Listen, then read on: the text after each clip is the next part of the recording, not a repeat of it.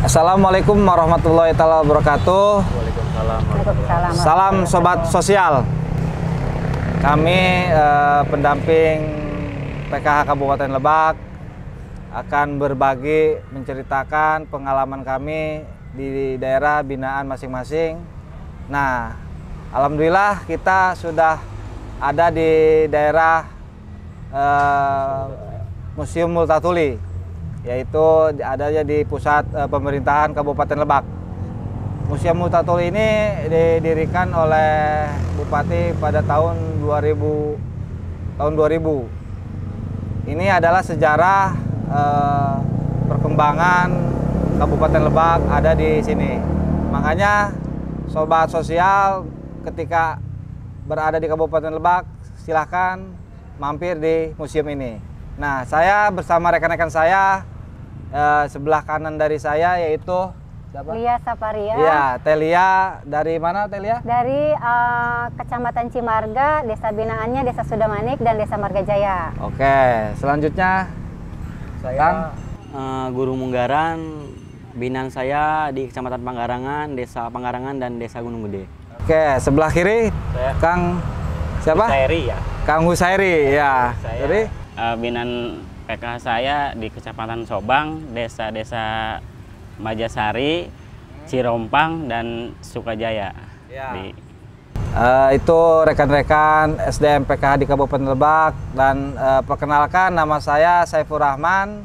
Saya asli dari Kecamatan Lewidamar. Binaan saya kebetulan yaitu adalah sebuah suku yang ada di Kabupaten Lebak, Provinsi Banten, yaitu suku Baduy. Nah, kita mudah-mudahan cerita kita pada hari ini bisa membuat inspirasi teman-teman SDM PKH seluruh Indonesia. Mungkin sebagai pembuka, adanya PKH di Kabupaten Lebak ini sekitar tahun 2010 awal program PKH masuk Kabupaten Lebak. Nah, kita ditugaskan oleh kementerian untuk mengurangi kemiskinan yang ada di Kabupaten Lebak. Alhamdulillah sampai sekarang kita masih diberi kesehatan untuk melaksanakan tugas itu. Amin. Nah, Bu Lia di Kecamatan Cimarga ya? Iya, Nah, betul. Kecamatan Cimarga itu ada berapa dampingan KPM, Bu Lia? Saya mendampingi 351 KPM. Wow, banyak juga ya? Iya, Seorang lumayan. Sri Kandi ya? Iya, Waduh, dua ini gimana, Bu? desa itu. Dua desa? Iya, Kang. Oke, Ya, dua nah. desa itu lumayan ya, jalan juga ekstrim. Nah. Jembatan banyak. Cimarga Oh. itu terbanyak jembatannya di Kabupaten Lebak. Begitu. Daerah Cimarga itu ya, Iya. Bu? Nah, terus gimana, Bu? Karena Pengalaman Ibu? pengalaman saya lumayan ada sedihnya, ada bahagianya ya. Sedihnya itu ketika mau kunjungan ke KPM, Ya. jembatannya jelek, Oh. bolong-bolong gitu kan, Oh, karena dari bambu ya. betul.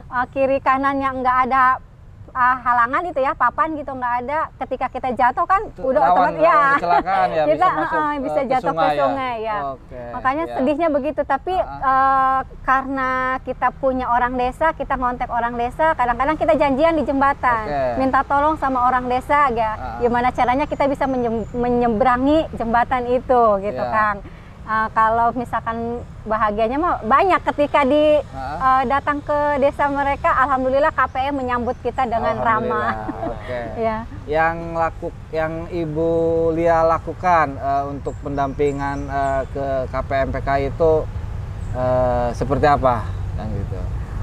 Pendampingan saya dengan KPM itu pertama melalui pertemuan kelompok ya sama KPM, dibagi-bagi kelompok. Di situ kita banyaknya pertemuan itu, ibu-ibu itu kalau udah ngobrol itu pasti udah bertemu itu pasti curhat. Oke, Ya, curhat. cara pendampingan dengan ibu-ibu itu curhat. Jadi ayo kita ngumpul, saling mencurahkan isi hati. Dari situ juga saling memberikan motivasi dengan adanya pertemuan kelompok itu.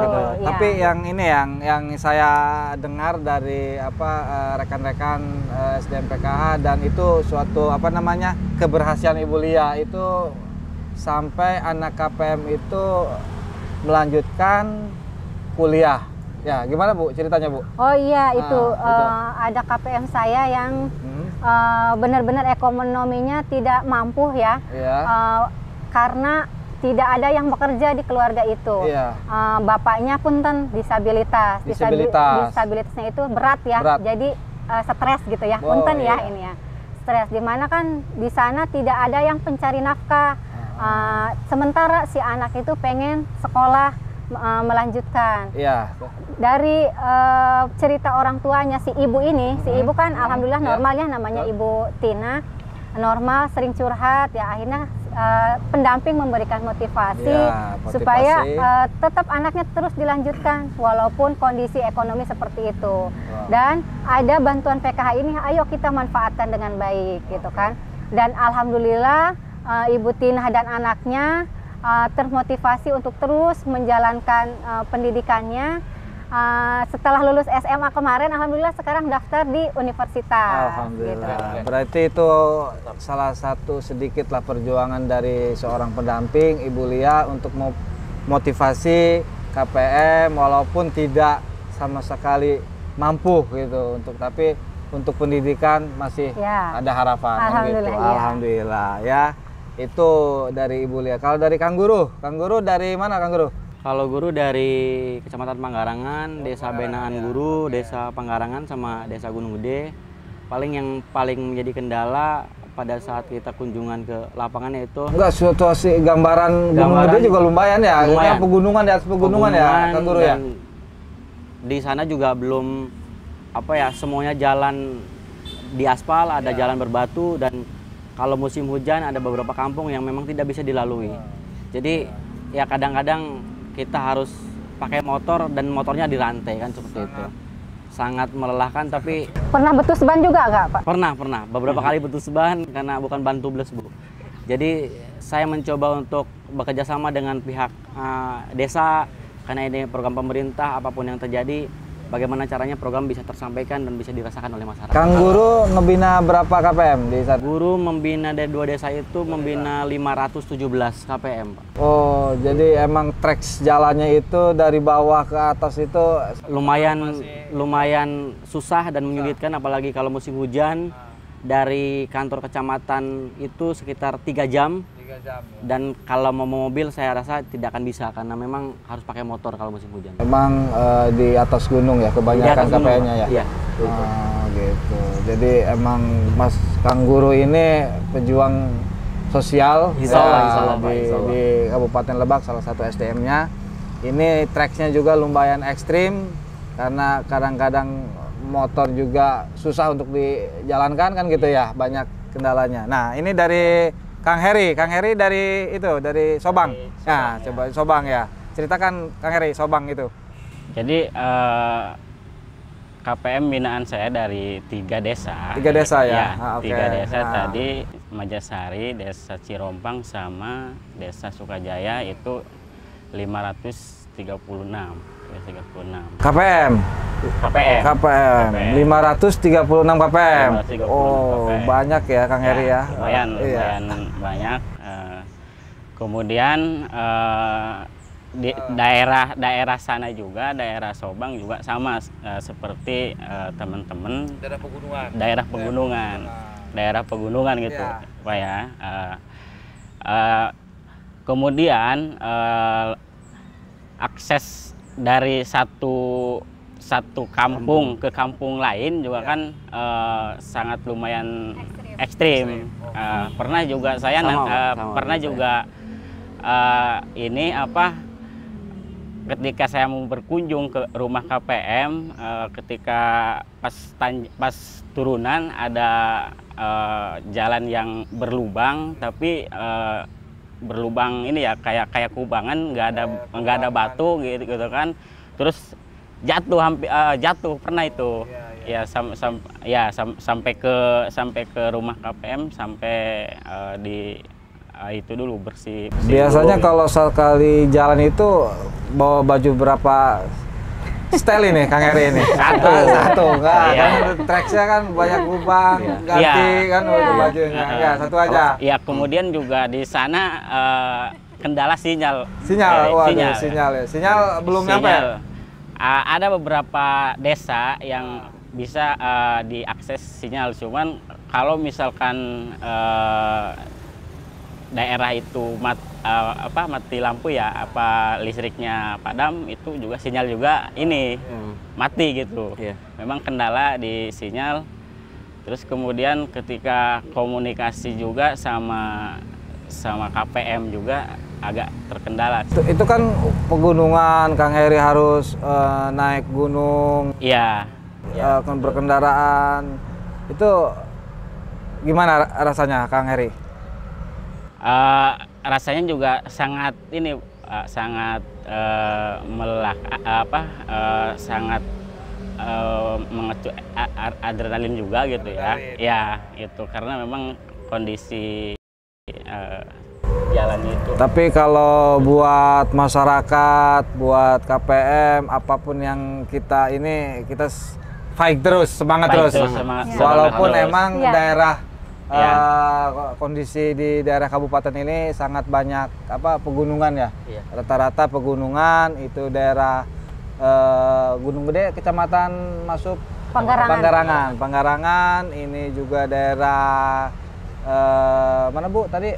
Cimarga, dan ini daerah Sobang. Nah, ini mungkin dari teman-teman juga banyak ya teman-teman kita yang di kabupaten yang lain juga. Tapi sama. Menurut saya ini ya Kang Bu? Epul ya, kerja di PKH itu kerja yang terenak kalau kata saya. Waduh, gimana ini kerja terenak ini? Walaupun jalannya berliku-liku gitu ya, berliku-liku, kita sering jatuh terus terang saya sering jatuh dari motor karena jalannya yang turun naik licin hujan itu ya. Terindahnya apa? Karena ketemu siapa gitu, ketemu ibu-ibu itu kita itu ya. Selain kita saling curhat, ada ketawanya, tidak seperti kita di rumah jenuh ya. Jenuh gitu apa sih namanya kalau ibu-ibu di rumah kan, aduh, bete ya ngelihat itu lagi di rumah. Tapi kalau kita datang ke masyarakat, di situ kita bisa canda tawa kan, bisa biasanya kalau di kampung kita sering bacakan dengan ibu-ibu. Nah, di situ pun kita ngeliwat, menghilangkan rasa stres kita lewat situ. Ya. Terus juga kita pertemuan dengan ibu-ibu itu tidak di rumah saja, Pak. Kadang-kadang kita di hutan, kadang juga di pinggir kali gitu. Karena kondisi masyarakatnya yang rumahnya itu sempit kan, ya. Sangat enjoy dan asik gitu ya kalau ketika udah di lapangan ya. Ketika udah di lapangan itu sangat enjoy. Bukan berarti nggak ada tantangan ya, tapi kita bikin enjoy gitu. Tapi tantangannya sangat sulit memang, tapi bikin enjoy gitu. Oke, sobat sosial, itu dari teman-teman STMPK Kabupaten Lebak. Kebetulan mungkin dari saya pribadi, saya ngedampingi desa Kanekes, yaitu salah satu desa yang ada di Kabupaten Lebak, yaitu suku adat Baduy kan gitu. Nah, saya masuk di situ pada tahun 2010. Saya mengenalkan sebuah program yang dari Kementerian Sosial. Di situ masih banyak ketidakpercayaan yang saya bawa kan gitu, karena mereka itu masih menganut sistem adat istiadat itu. Jadi modernisasi dari luar itu mereka masih tidak menggunakan kan gitu, menahan kan gitu. Jadi dengan sosialisasi yang terus saya lakukan, pertama itu di kantor kepala desa, yang kedua itu pada Puun itu adalah salah satu pejabatan yang tertinggi di suku Baduy itu. Nah, kita jelaskan bahwa program ini adalah program untuk menuntaskan kemiskinan, membantu orang-orang yang tidak mampu kan gitu. Tapi di situ ada syarat-syarat yang harus dilakukan. Nah, mulai dari situ alhamdulillah kita masuk 2010, kita diterima, kita berjalan dengan lancar, ada pertemuan kelompok dan sebagainya kan gitu. Nah, pada masa 2017, masa 2017 ini ada pengalihan PKH dari tunai ke non tunai kan, itu sekitar bulan Juni ya, bulan Juni. Nah, kita sosialisasi kembali kan gitu, kita sosialisasikan bahwa ini ada sistem digitalisasi, sistem perbankan untuk pengambilan uang itu kan gitu. Di situ kita harus benar-benar sosialisasi penuh kan gitu, karena adat suku Baduy ini kan jarang kan gitu untuk di perbankan itu sendiri. Makanya dengan istilahnya kita dengan cara yang baik, shelter home yang baik kan gitu, dengan kesungguhan kita bahwa kita pengen menuntaskan kemiskinan, pengen membantu masyarakat orang-orang yang tidak mampu, maka alhamdulillah pada saat itu kita terbuka lagi, PKH ini terbuka lagi dengan kerja keras kita semua kan gitu. Walaupun emang ada beberapa hal yang perlu kita ini, yaitu tentang persyaratan itu. Perbankan itu kan harus benar-benar detail. Nah, sedangkan mau KTP kan gitu ya, Bu ya. Boleh kakaknya kan gitu. Itu kan disebut administrasinya orang kan Baduy gitu. tidak punya ya. Orang Baduy tidak ada, Bu. Iya. Orang Baduy tidak ada memiliki hampir semuanya, tetapi ada sebagian yang sudah memiliki, tetapi kadang-kadar tidak padan dengan duktif capil kan gitu. Tetapi kita bisa bermusyawarah, bisa negosiasi dengan pihak perbankan, maka alhamdulillah persyaratan itu kita istilahnya cukup dengan di desa saja. Misalnya surat domisili waktu itu, tetapi dengan kesini kita dorong untuk ikut perekaman, supaya ada identitas, misalkan KTP, KK dan sebagainya kan gitu. Ya itu mungkin pengalaman saya, karena banyak yang sebetulnya dari 2010 sampai 2022 itu udah lumayan kan gitu. Saya juga secara pribadi sudah dianggap keluarga oleh mereka kan gitu. Jadi apapun yang mereka lakukan, apapun yang kita sudah terjalin dengan baik kan gitu. Jadi itu mudah-mudahan kedepannya dari kita diberikan kesehatan. Amin. Ya, kita kesehatan, umur yang panjang untuk bisa meneruskan program-program yang ada di Kementerian Sosial gitu, Bu ya. Jadi intinya kita hal-hal sulit itu jangan dibuat sulit ya. Kita bikin enjoy ya, supaya kerja di PKH itu terasa nyaman gitu kan. Betul. Ya, kalau kita yang sulit dibikin sulit, yang ada kita stres nanti ya. Karena ngurusin beratus-ratus KPM gitu kan ya.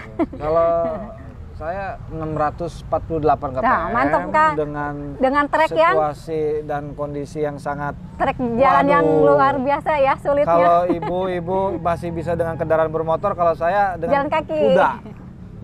kuda, jadi dengan jalan kaki ke sana dari kampung ke kampung itu sekitar berapa? 68 kampung di sana. Kan gitu, berbagai pelosok, dan itu dibatasi oleh beberapa kecamatan yang sebelah barat dari Bojongmani kan itu, yang dari Sobang kan itu. Tapi juga ada ya, Pak, ya, kan. dengan kondisi. Jadi alhamdulillah dengan kondisi itu karena kita bekerjanya dengan ikhlas, dengan hati kan gitu. Nah itu yang menjadi kita jadi enak kan gitu. Jadi kita tidak terasa terbebani, apapun yang kita lakukan kita senang kan gitu, untuk kepentingan masyarakat kita kan gitu. Baik sobat sosial, itu sebagian cerita dari kami dari Kabupaten Lebak, SDM PKH. Mudah-mudahan bisa sedikit terinspirasi atau membuat pengalaman dari kami. Sekian dari kami, itu cerita pengalaman kami semua. Mudah-mudahan bisa berbagi pada teman-teman semua. Dan jangan lupa saksikan cerita-cerita yang menarik di daerah yang lain hanya di channel favorit kita, yaitu channel Linjam Sos. Oke.